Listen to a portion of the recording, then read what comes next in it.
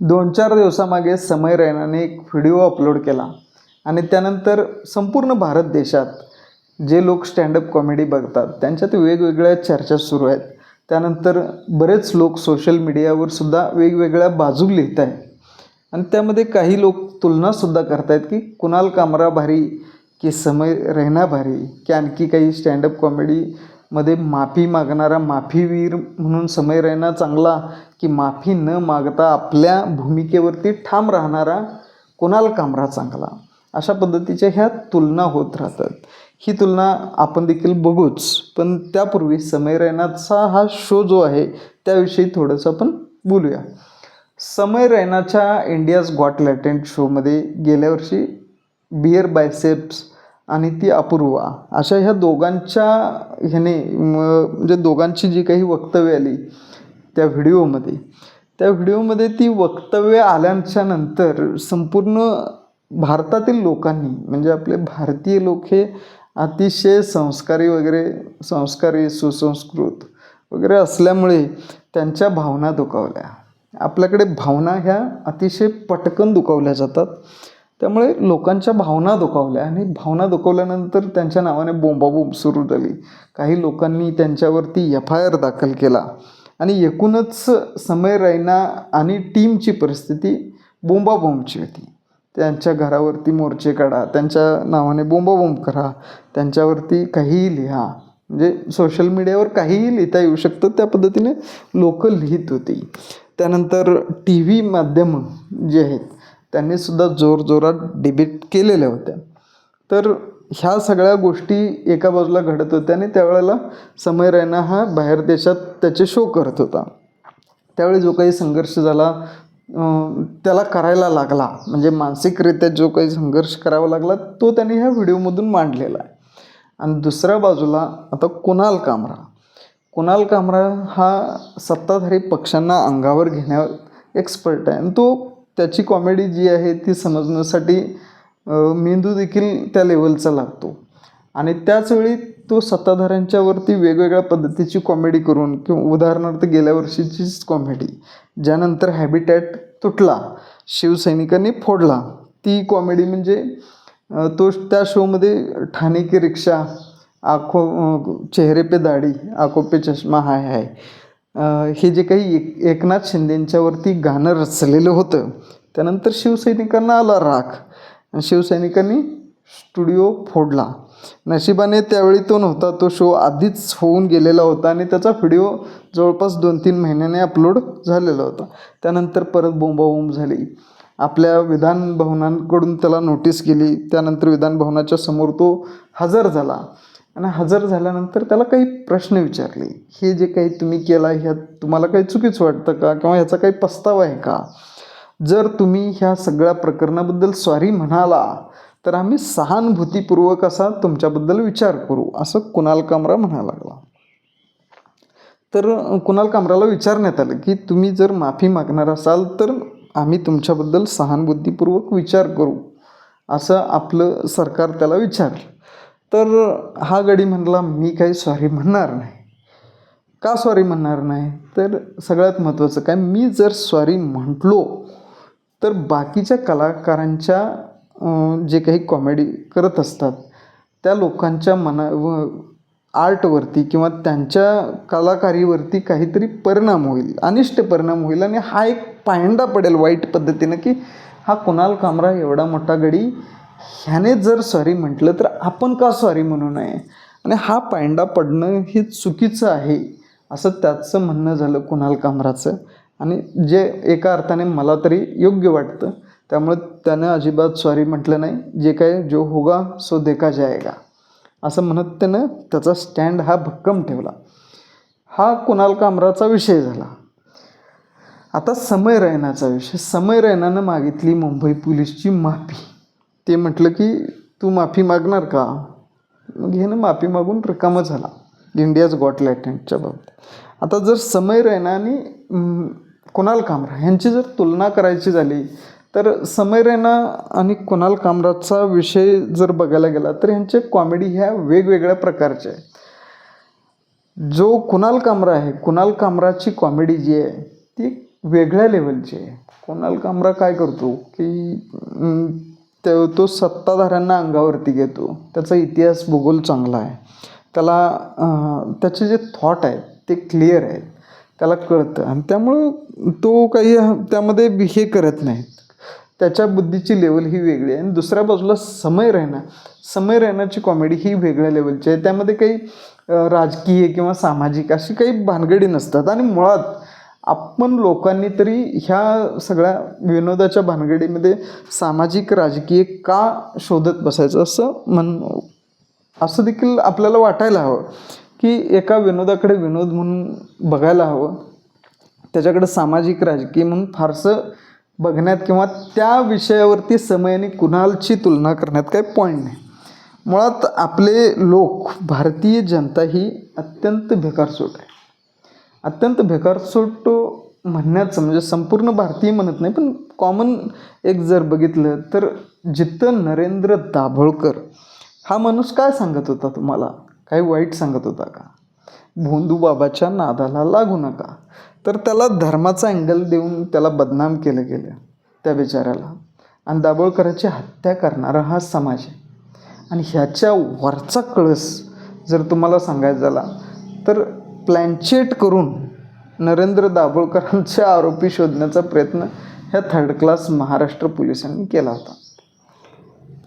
तर ही एकूण समाजाची अवस्था अशी आहे की जो काही चांगलं सांगेल किंवा कुणी ह्यांच्यासाठी साल्यांच्यासाठी लढायचं काय, उलट नरेंद्र दाभोळकर हे भोंदूगिरीपासून वाचवत होते, लोकांचं शोषण होण्यापासून वाचवत होते. पण आपल्या इथं तशी भानगड नाही आहे. आपल्या इथं भानगड काय आहे की आपल्या लोकांना आवडतो खरात बाबा. खरात बाबाकडं जाऊन ह्याने टेबलावर जाऊन शोषण करून घेतलं. अशा लोकांना सांगायचं तरी काय, म्हणजे ह्यांची लेवल काय. ज्या अर्थी बघायला गेलं तर खरात हा 20 फुटी प्लास्टिकचा किंवा रिमोटवरचा साप आणून लोकांना चुत्यात काढत होता. तरी देखील आपले लोक काय भारी. त्याला खरात हा त्या नागाला वश केलेला गडी आहे असं वाटायचं लोकांना. तर हे आपले सगळे लोक आहेत हे भामटे आहेत आणि नालायक आहे. आणि अशा लोकांच्यामुळं काय होतं की कोण काही लढायचं कशाला, ह्या नालायकांच्यासाठी कशाला त्या दाभोळकरांनी जीव दिला. म्हणजे माझा तसा भूतप्रेत आत्मा असल्या भानगडीवर विश्वास नाही किंवा पुनर्जन्म वगैरे ह्या भानगडीवरती पण विश्वास नाही. पण जर दाभोळकरांना जर आत्ताचा हा खरात बाबाचा मॅटर कळाला किंवा त्यांनी कुठून तर बघितलं असं समजा, तर त्यांना वाटेल की काय ह्या रांडाच्यांच्यासाठी जीव दिला. हे आपण जीव देण्याच्या म्हणजे आपला जीव ज्याच्यासाठी गेला त्या लायकीचे हे लोक आहेत का? म्हणजे एक विचार करा, लोक जर तुमच्या बाजूनं उभा राहत नसतील किंवा ज्या लोकांना शोषण करून घेणंच आवडत असेल, म्हणजे लोकांना वाटतं की बाबा खरात मस्तच, उष्णजल मस्तच.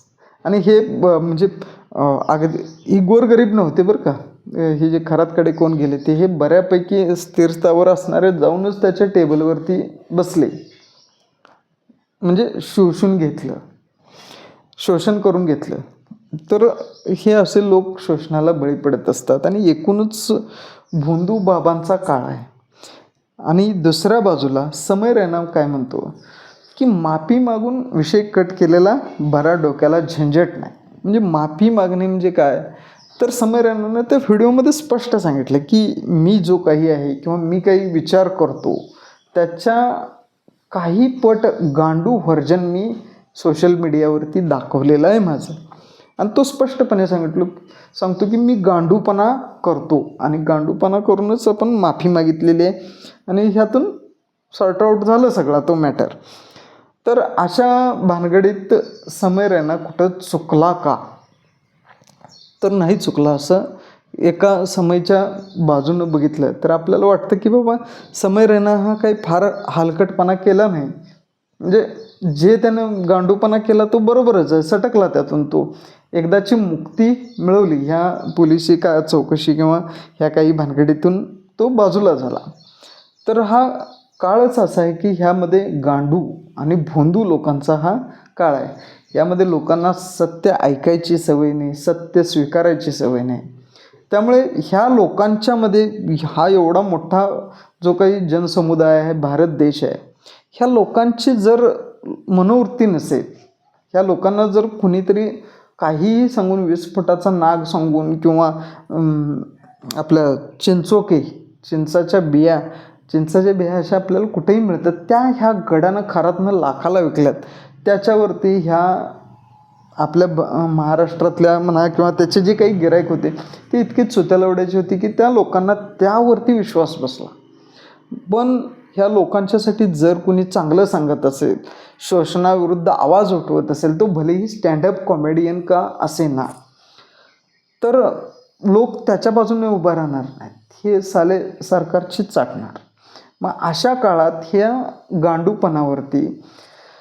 गांडूपणाच हाच मोठा झाला असेल, संधी साधूपणा झाला असेल, तर समय रैनाचं तरी चुकलं काय? मग आपण समय रैना आणि कुणाल कामरा ह्यांची तुलना करण्यात का वेळ घालवावा? की समय रैना हा काही भानगडीत त्या पडणारच नव्हता. त्यानं सांगितलेलं आहे, स्पष्ट सांगितलं की मी गांडूपणाचं माझं व्हर्जन अपलोड केलेलं आहे आणि गांडूपणामुळे पैसे मिळतात, हे त्यानं सांगितलेलं आहे. ह्याचाच अर्थ असा आहे की हा काळ गांडू लोकांचा, भोंदू लोकांचा आहे. इतकं सत्य लोकांना स्वीकारायला जड जातं. ह्या लोकांची लायकी जर नालायकपणाची असेल, ह्या लोकांना शोषण करून घेणंच आवडत असेल, तर आपण ह्या लोकांसाठी जीव का द्यावा? हा एक प्रकारे समय रैना म्हणजे असं समय रैनाने त्याची तर वाचवलीच, पण अशी अपेक्षा करू नये आपण की स्टँडअप कॉमेडियन लोकांनीच काहीतरी समाज सुधारावा, विरोधी पक्षांनी समाज सुधारावा. अरे ज्या एका व्यक्तीला महाराष्ट्रातल्या त्याच्या बापालासुद्धा मुख्यमंत्री केलं, त्यालासुद्धा मुख्यमंत्री केलं, त्याला विरोधात राहण्याचं म्हणजे विरोधी पक्षात आता जो पक्ष आहे काँग्रेसनं त्यानं मुख्यमंत्री केलं, त्याला विरोधी पक्षात राहण्याची चढ नसेल, त्याला देखील सत्ताधाऱ्यांच्यात जाऊन सामील व्हायचं असेल, तर समय रैना कोण आहे? त्याचा काय संबंध आहे? त्यानं लढावा वगैरे, लोकांनी ह्या अपेक्षा समय रैनाकडने करू नयेत. आणि समय रैना ज्या ठिकाणी त्यानं माफी मागितलं त्या ठिकाणी तो बरोबरच आहे. आणि कुणाल कामराला भावाला मानलंच पाहिजे. त्याचा नाद जमणारा नाही. म्हणजे इतकं कोण करतं की इतके सगळे मारायला टपलेले लोक असताना, हे सरकार हात धुवून पाठीमागं लागलेलं असताना तिथं येऊन सांगायचं की मी काय सॉरी म्हणत नाही. त्याला फोन देखील केला, तामिळनाडू कैसा पहुंचेगा भाई. तर हे अशी भानगडी तुम्हाला माहिती असतीलच. हा काळ असा आहे, अफाट वाईट आहे. ह्यामध्ये कुणीच तुमचं म्हणजे ऐकणारे नाहीत. लोकांना जर सुधारणा नको असेल, लोकांनाच जर आहे हे सत्ताधारी लोक प्यारे असतील, लोकांनाच फुकटच्या स्कीमा जर प्याऱ्या वाटत असतील आणि 1,500 घेऊन लोक मतदान करत असतील, तर आपण ह्या लोकांसाठी आपली एनर्जी वेस्ट घालवण्यात, आपला जीव धोक्यात पत्करून मैं लढेगा साला म्हणण्यात काय पॉईंट आहे? आपलं काय असं कल्याण होणार आहे? हा विचार जो काही समय रैनाने केला असेल तो महानच म्हणावा लागेल. आणि कुणाल कामरा आणि समय रैना ह्या दोघांच्यात काही तुलना होऊ शकत नाही. दोघेही आपापल्या ठिकाणी हे योग्य आहेत आणि हे दोन्ही लोक भारी. समय रैनाने सुद्धा त्यामध्ये ज्या काही गोष्टी सांगितलेल्या आहेत, म्हणजे मीडियावरती तो घसरलाच. मीडियाचं कामच, मीडियाचा पार्टनरच आहोत आम्ही ह्या लोकांचं ध्यान भटकवतो कॉमेडी करून. काही भलेही ते अश्लील का असेना, तर आम्ही ह्या लोकांचं ध्यान भटकवतो. हे लोक जर आमची कॉमेडी बघायचे बंद केले किंवा ह्या बाकीच्या गोष्टीत जर गुंतून नाही पडले, तर हे लोक सरळ सरकारला प्रश्न विचारायला लागतील. तेव्हा तुमच्या गोदी मीडियाचं काय? म्हणजे त्यानं गोदी मीडिया हा शब्द वापरला नाही, पण मीडियाबरोबर सेम टीममध्ये आहे.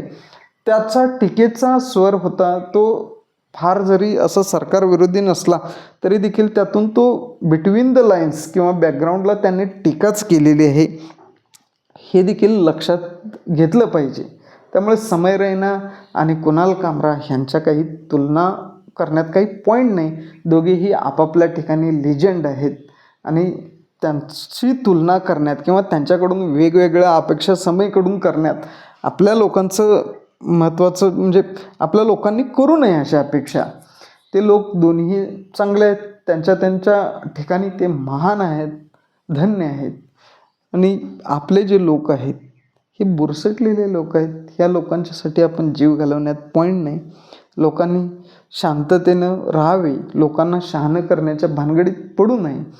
जर लोकांना शहाणं करायच्या भानगडीत पडलो तर आपल्या मेंटल पीसच्या आईला घोडा लागतो. हे देखील आपल्या लक्षात घेतलं पाहिजे, आपण लक्षात घेतलं पाहिजे असं मला वाटतं. तुम्हाला काय वाटतं? मी जे काही आत्तापर्यंत बोललो त्यात तुम्हाला काही आक्षेपार्ह वाटतंय का? म्हणजे ह्या लोकांच्यासाठी जीव देण्यात काय पॉईंट आहे का? तुमचं म्हणणं काय हे कमेंट करा. आणि इथंपर्यंत व्हिडिओ बघितला त्याबद्दल धन्यवाद. थँक्यू.